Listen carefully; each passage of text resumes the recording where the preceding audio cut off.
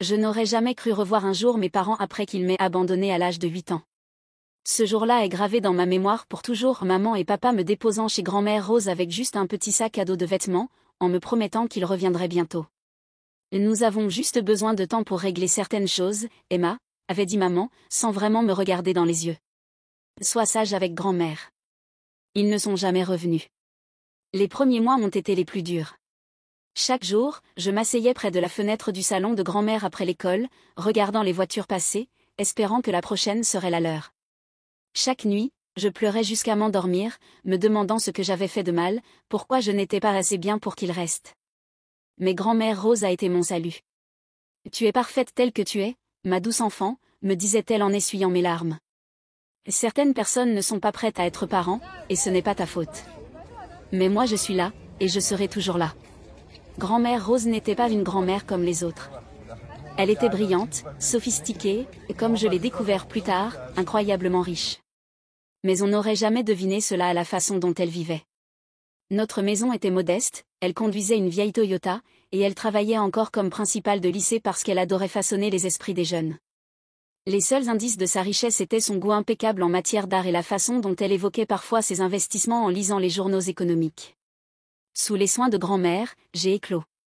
Elle a encouragé mon amour pour les sciences, engagé des tuteurs quand j'avais des difficultés en maths, et célébré chaque réussite, même la plus petite. Quand j'ai gagné la première place à la foire scientifique de l'État à 13 ans, elle a organisé une grande fête et invité tous mes amis. C'est ma fille, rayonnait-elle en me serrant fort dans ses bras. Tu vas changer le monde un jour. La vie a suivi un rythme réconfortant, grand-mère et moi contre le reste du monde. Elle ne disait jamais de mal de mes parents, mais elle veillait à ce que je sache que leur absence n'était pas de ma faute. Parfois, les gens prennent des décisions qu'ils ne peuvent pas annuler, disait-elle avec sagesse. Mais ces décisions parlent d'eux, pas de toi. J'ai cessé de penser à mes parents, cessé d'espérer leur retour, cessé de me soucier des raisons de leur départ. J'avais grand-mère, et cela me suffisait. Elle était bien plus que suffisante. Puis arriva mon 18e anniversaire. Grand-mère m'organisa une fête élégante dans son restaurant préféré, invita tous mes amis, et me donna un magnifique collier, une fine chaîne en or avec un petit pendentif en forme de clé. Ce n'est pas qu'un bijou, Emma, dit-elle avec un air mystérieux. Garde-le précieusement. Tu comprendras quand le moment sera venu. Je ne savais pas encore que ce serait notre dernière célébration ensemble. 3 mois plus tard, grand-mère Rose s'effondra au lycée. Quand j'arrivai à l'hôpital, elle était déjà partie. Crise cardiaque, avait dit le médecin. Rapide et sans douleur. Mais la douleur que je ressentis fut tout sauf rapide, elle me déchira comme un ouragan, ne laissant derrière elle qu'un vide immense. Les funérailles furent magnifiques, exactement comme grand-mère l'aurait voulu. Ses anciens élèves remplirent l'église, partageant des histoires sur la façon dont elle avait changé leur vie. Je restai seule au premier rang, serrant le collier avec la clé contre mon cœur, essayant d'être forte, comme elle me l'avait appris. C'est à ce moment-là que je les vis. Mes parents entrèrent dans l'église comme s'ils y avaient leur place, comme s'ils n'avaient pas abandonné leur fille 10 ans plus tôt. Les cheveux de maman étaient plus gris, papa avait pris du poids, mais je les aurais reconnus entre mille. Mon cœur s'arrêta, puis se mit à battre à toute vitesse. Ils s'approchèrent de moi, le visage empreint d'une sorte de compassion. Emma, ma chérie, dit maman en tendant la main vers la mienne. Je me reculai instinctivement. Nous sommes venus dès que nous avons appris. Nous sommes si désolés pour ta grand-mère. Papa hocha la tête d'un air grave. Nous savons que cela fait longtemps, mais nous sommes là maintenant. Tu vas rentrer avec nous, bien sûr. Tu es encore mineur pour quelques mois, et nous sommes tes tuteurs légaux. Je n'en croyais pas mes oreilles. 10 ans de silence, et maintenant il voulait jouer à la famille heureuse? Je ne vais nulle part avec vous, réussis-je à dire, la voix tremblante de colère. Grand-mère Rose était mon foyer. Maintenant, Emma, dit maman, avec ce ton autoritaire que je connaissais bien depuis l'enfance, ne sois pas difficile. Nous sommes tes parents. Tu n'as pas ton mot à dire. En réalité, intervint une voix grave, elle a tous les droits. Nous nous retournâmes pour voir un homme grand, en costume élégant, s'avancer vers nous, une mallette en cuir à la main. Je suis James Morrison, l'avocat de Rose Montgomery, et nous devons parler du testament de votre grand-mère. L'expression de mes parents changea instantanément. Les yeux de maman s'illuminèrent d'un intérêt à peine dissimulé, tandis que papa redressa nerveusement sa cravate. Évidemment, dit-il d'un ton mielleux. Nous sommes ses seuls parents encore en vie, après tout. Le visage de Monsieur Morrison resta impassible. Allons dans la salle privée. Il y a des choses importantes à régler immédiatement. En le suivant, je remarquai que ma main s'était instinctivement refermée sur le collier en forme de clé que grand-mère m'avait offert. D'une manière ou d'une autre, je sentais que tout allait changer à nouveau. Ce que je ne savais pas, c'est à quel point. La salle privée de l'église semblait trop étroite pour la tension qui y régnait. Monsieur Morrison s'assit en face de nous à une table en bois verni, disposant méthodiquement des papiers sortis de sa mallette. Mes parents m'encadraient comme des vautours nerveux, tentant d'afficher un air inquiet tout en jetant sans cesse des regards furtifs vers les documents. Avant de commencer, dit Monsieur Morrison en ajustant ses lunettes, Mademoiselle Emma, pouvez-vous me montrer votre collier, s'il vous plaît? Mes parents semblaient confus, mais je sortis le pendentif en forme de clé. Monsieur Morrison hocha la tête, un léger sourire se dessinant sur son visage. Parfait. Maintenant, permettez-moi de lire les termes du testament de Rose Montgomery. Il s'éclaircit la gorge et commença à lire. Moi, Rose Montgomery, saine d'esprit, déclare que ceci est mon testament et ma dernière volonté. Le langage juridique m'effleurait jusqu'à ce qu'une phrase fige mon cœur. À ma chère petite fille, Emma Grace Montgomery, je lègue l'intégralité de mon patrimoine, y compris tous mes biens immobiliers, investissements, comptes bancaires et parts d'entreprise, d'une valeur actuelle d'environ 47 millions de dollars. La pièce explosa dans le chaos. 47 millions, hurla maman, le visage écarlate. C'est impossible. Rose était une directrice d'école. Papa frappa la table du plat de la main. C'est absurde. Nous sommes ses seuls enfants. Tu ne vas pas me dire qu'elle a tout laissé à une gamine. Monsieur Morrison resta parfaitement calme. Il y a autre chose. Le testament précise qu'Emma doit être légalement émancipée immédiatement, et qu'un fonds fiduciaire doit être établi à son nom. La clé qu'elle porte ouvre un coffre sécurisé contenant d'autres documents et instructions. Ma tête tournait. 47 millions de dollars? Rose, ma grand-mère discrète, qui conduisait une vieille Toyota, valait 47 millions? Ce testament est daté du mois dernier, dit maman d'une voix menaçante. Nous allons le contester. Emma est encore mineure. Nous sommes ses tuteurs légaux, et nous avons des droits. En réalité, l'interrompit Monsieur Morrison, vous avez renoncé à ces droits il y a 10 ans. Il sortit un autre document. Voici une copie des accusations d'abandon que Rose a portées contre vous deux après votre départ. Vous n'avez jamais répondu à la convocation du tribunal, elle a donc obtenu la garde légale complète. Vous n'êtes plus les tuteurs d'Emma depuis très longtemps. Je vis les visages de mes parents se transformer. Leur faux air inquiet fondit, remplacé par une avidité et une rage à peine contenue. Emma, ma chérie, tenta à nouveau maman, d'une voix mielleuse, tu ne comprends pas ce que tu fais. Laisse-nous t'aider à gérer tout ça. Nous sommes une famille. Famille. Ce mot avait un goût de poison dans ma bouche. Où était la famille quand vous m'avez laissé derrière vous? Où était la famille pendant 10 ans, pendant que grand-mère Rose m'élevait seule? On a fait une erreur, dit papa rapidement. On était jeunes, en difficulté. Mais on est là maintenant. On peut arranger les choses. Arranger les choses? Je me levai, tremblante de colère. Vous êtes ici uniquement parce que vous avez appris l'existence de l'argent. Est-ce que vous vous êtes seulement soucié de la mort de grand-mère? Est-ce que vous vous êtes déjà soucié de moi? Leur silence suffisait comme réponse. Monsieur Morrison s'éclaircit la gorge. Il y a une dernière chose. Rose vous a laissé une lettre, Emma. Il me tendit une enveloppe scellée. Elle a demandé que vous la lisiez seule. Je pris l'enveloppe et sortis de la pièce, laissant mes parents derrière moi, protestant encore. Je trouvai un coin tranquille dans l'église et ouvris la lettre, les mains tremblantes. Ma très chère Emma. Si tu lis ceci, c'est que je suis partie, et que tu viens de découvrir la vérité sur la richesse de notre famille. Je sais que c'est un choc. Je l'ai gardé secret pour de nombreuses raisons, mais surtout pour te protéger, et pour te permettre de grandir en apprenant la valeur du travail et de la gentillesse. J'ai vu tes parents choisir l'argent plutôt que l'amour, à plusieurs reprises. Ils t'ont abandonné parce que j'ai refusé de continuer à financer leur train de vie extravagant. Ils ont choisi la richesse au lieu de leur propre fille, et ce faisant, ils m'ont offert le plus beau des cadeaux, toi. La clé que je t'ai donnée ouvre bien plus qu'un simple coffre sécurisé, elle ouvre la porte de ton avenir. J'ai tout prévu. La maison est à toi, tes études sont financées, l'entreprise familiale t'attend quand tu seras prête.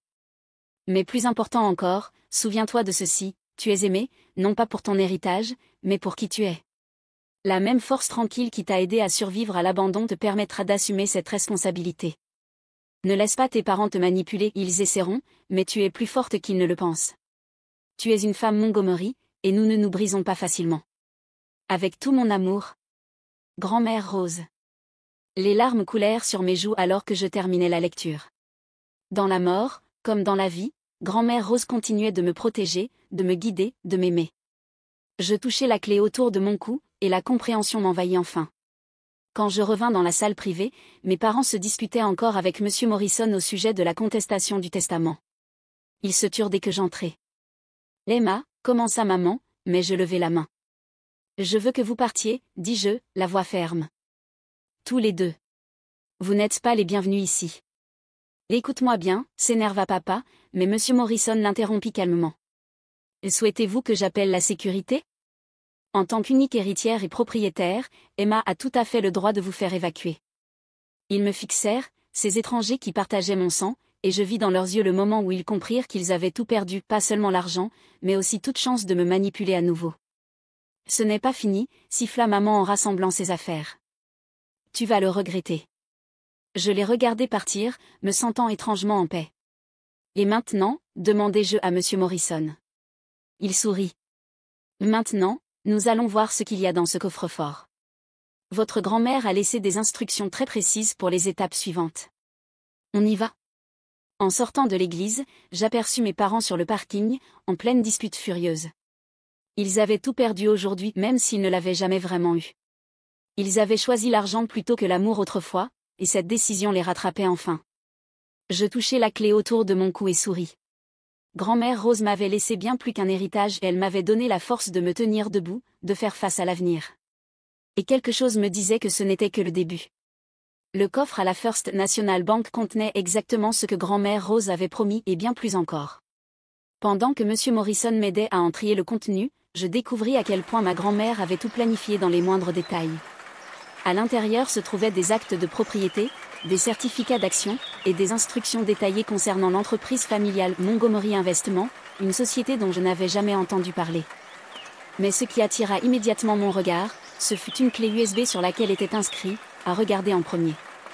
M. Morrison sortit son ordinateur portable, et le visage de grand-mère Rose apparut à l'écran. Elle avait l'air en pleine santé, rayonnante, cette vidéo devait l'avoir été enregistrée peu avant sa mort. « Emma, ma chère enfant », commença-t-elle, son sourire familier réchauffant mon cœur. « Si tu regardes ceci, c'est que tout s'est passé comme je l'avais prévu. Tes parents se sont montrés à mes funérailles, n'est-ce pas ? Tentant de réclamer ce qui ne leur a jamais appartenu. Je restais bouche bée. Même après sa mort, elle avait tout anticipé. Tu vois, Emma, il y a quelque chose que tu dois savoir sur tes parents. Ils ne t'ont pas seulement abandonné, ils ont aussi tenté de me voler tout ce que j'avais. Ton père, mon propre fils, et ta mère ont essayé de transférer tous mes biens à leur nom pendant que j'étais en voyage d'affaires. Ils pensaient que je n'étais qu'une simple directrice d'école naïve. Ils n'ont jamais su que j'étais celle qui avait fondé Montgomery Investment de A à Z. Elle marqua une pause, son visage devenant plus dur. Quand j'ai découvert leur manigance, je leur ai donné un choix, rester et vivre modestement en apprenant la valeur du travail, ou partir. Ils ont choisi de partir. Ils t'ont laissé derrière, pensant que je viendrais les supplier de revenir. Ils n'ont jamais compris qu'en t'abandonnant, ils renonçaient au plus grand trésor de tous.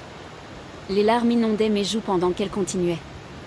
Je t'ai vu devenir une jeune femme exceptionnelle, gentille, intelligente, travailleuse, tout ce qu'ils ne sont pas. C'est pourquoi je sais que tu es prête pour cette responsabilité. La vidéo poursuivit avec des instructions précises sur l'entreprise, les propriétés, et surtout, la fondation caritative qu'elle avait créée.